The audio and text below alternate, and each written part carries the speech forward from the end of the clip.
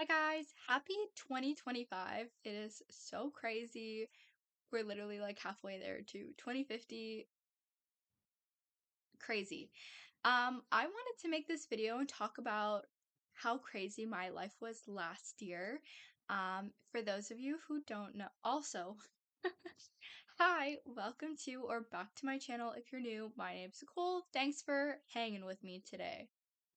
Um, yeah, so I wanted to make this video to kind of talk about what I did last year, my 2024 recap, but it was mainly about my master's degree. I wanted to answer some questions about, why I decided to do a master's, what that entails, and I kind of broke down this video into questions, common questions people ask me about master's degree. And then my biggest advice slash takeaways.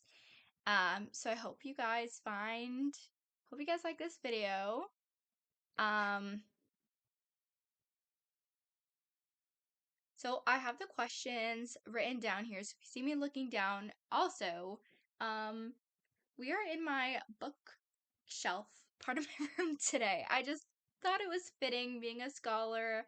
Got my sweatshirt on from my university. I went to Queen's, based in Toronto, so love that. Really wanted to rep today. So let's get into. So if you see me looking down, it's because I have the questions written down here.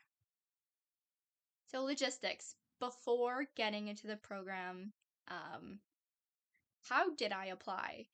Um, so I'll take you back into 2023.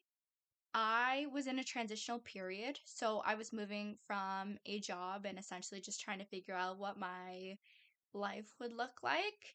And so during that period, I explored master's degrees and as well was job hunting at the same time. I found that um, for a master's degree, you needed 2 years work experience, but I was like 1 month short. So I was not qualified for a lot of the master's programs. So I stopped searching and just focused on a job. I landed a job in June of 2023 and then, wasn't really thinking about a master's degree for the next couple of years. I was like, okay, let me get my foot in the door at this company. Let me, figure out what my next steps are. And then I was approached by my university back in, gosh, October, November. I think it was October of 2023. So I've been at my company for a couple months. So they reached out to me, recruitment person reached out to me and they said, "Hey Nicole, like we noticed you were interested. Is this still something you were interested in doing?" And at that time, I had met the 2 years work experience, so I was qualified. So I spoke to my manager and they were super supportive. I honestly did not think I was going to get into the program. So I just was like, okay, let me just apply for the sake of it.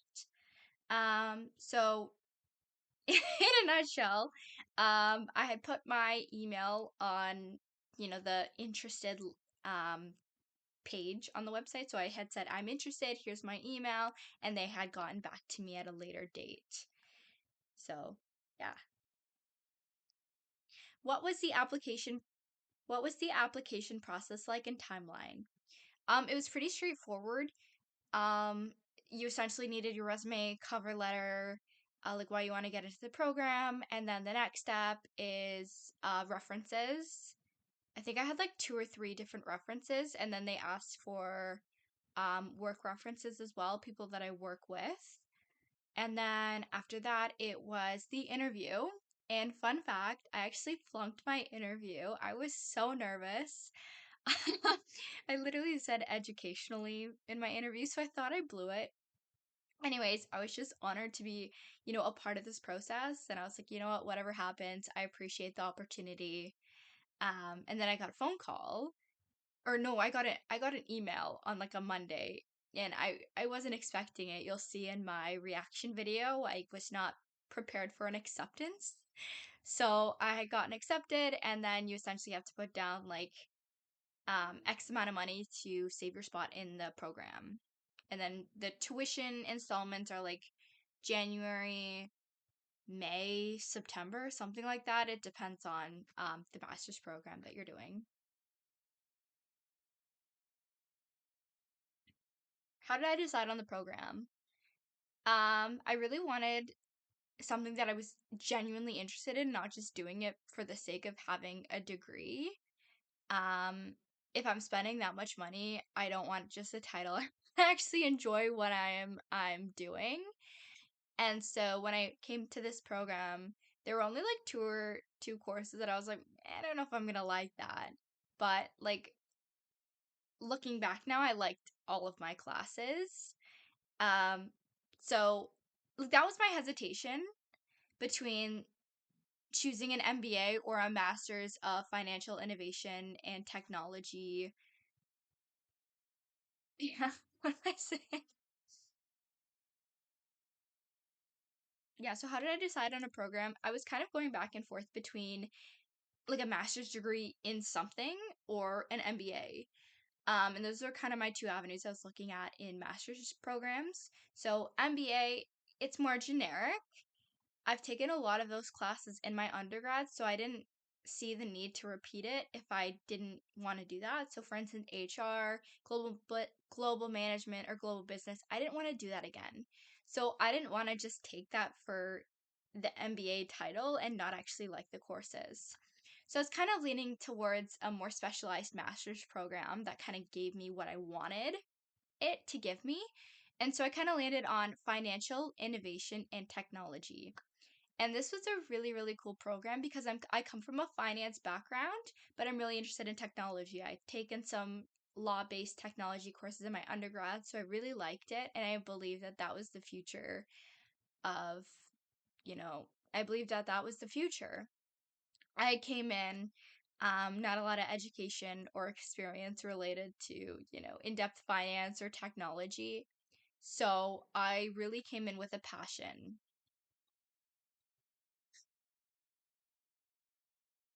When is so I also got this question, when is the right time? That is very subjective. Um, there is no right time to do your master's. But if you are thinking about it, I would encourage you to just apply, have a conversation. You never know where it's gonna go. But if you're thinking about it, um, obviously make sure that it's like a financial decision and it's a decision that impacts your family or your loved ones and things like that. It takes a toll, like there's a time component to this. So you have to understand that this is a sacrifice, but it's worth it in the long run. In terms of when's the best time, like you just have to take that chance. And if you get rejected, you apply. Apply next year. Like you never know. World life is so short. You might as well take that chance and or else you'll never know. All right, so I'm gonna kind of talk about my experience a little bit. So I came into the program basically as the youngest person. The average age was about 32 or 33, and the average work experience was about 7.5 years work experience. I was 24 and I had 2 years work experience. So I knew that I was a huge underdog in this program. I was basically fresh out of school, just hit my work experience. I was young, energetic. I didn't have the education or work experience that a lot of people had on me, but what I did have is the passion and the grit. I did not hesitate to put my hand up, ask the questions, and honestly, looking back, I liked being an underdog because a lot of people underestimated me. And graduating this program, I can say that like I'm a top-notch student. I put the work in and I'm sure I made a lot of professors proud, but I made myself proud. So, also this year was really busy. I was juggling work, full-time work and full-time school. So, there were long nights, don't get me wrong, and I had a lot of Red Bull. All right, now let's get all right, now let's get into the biggest takeaways and advice I have. So I kind of categorized them. So first starting with yourself.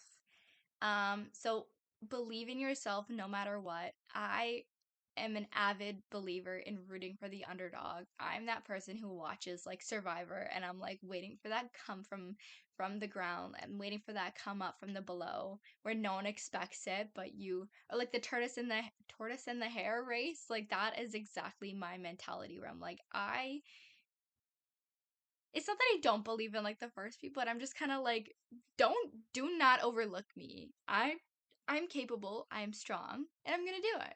And I did. Also, the second thing is have priorities and follow them.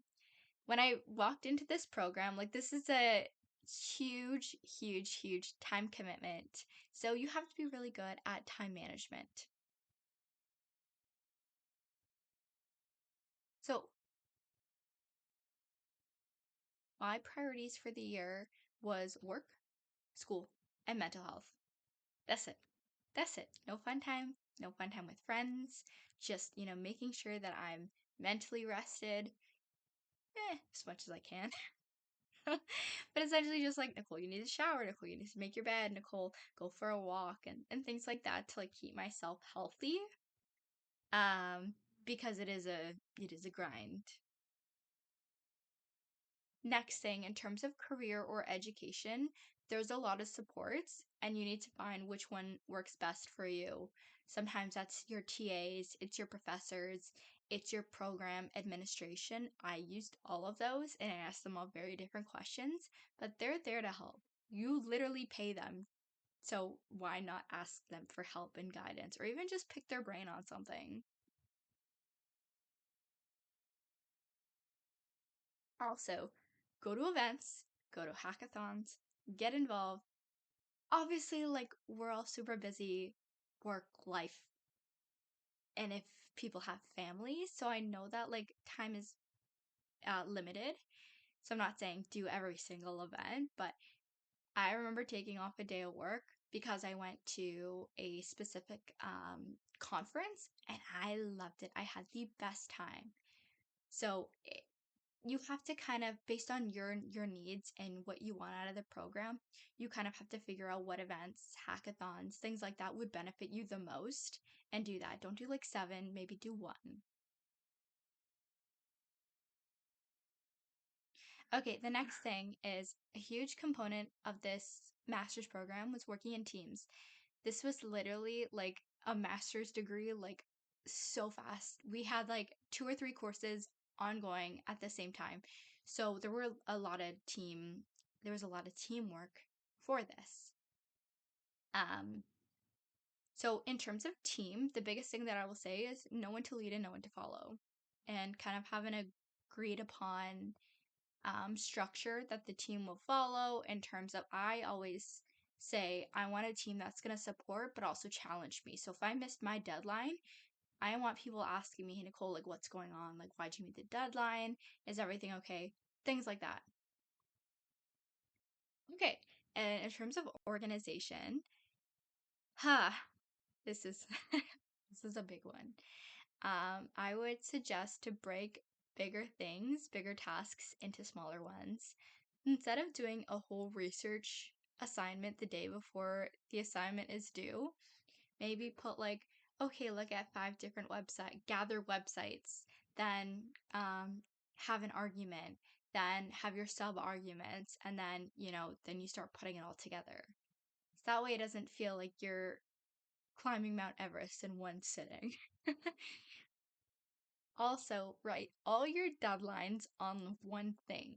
So for me, I used Excel and I color coded my classes, what was due when, how much it was due. Literally love that thing so much. Um, and also set pre-deadlines. So if you're working on a team, there's a lot of different moving pieces. I can't control what happens in other people's lives. So we would set pre-deadlines, meaning, okay, our project's due on the 20th. I need everyone's stuff by the 18th. That way, if an emergency, where I actually had this happen where one of my teammates was in the hospital and he couldn't do his part. So it was like, I'm not waiting till the last minute to ask everyone where their assignments are. I have it done ahead of time. So that way, if an emergency like that were to happen, we have it prepared.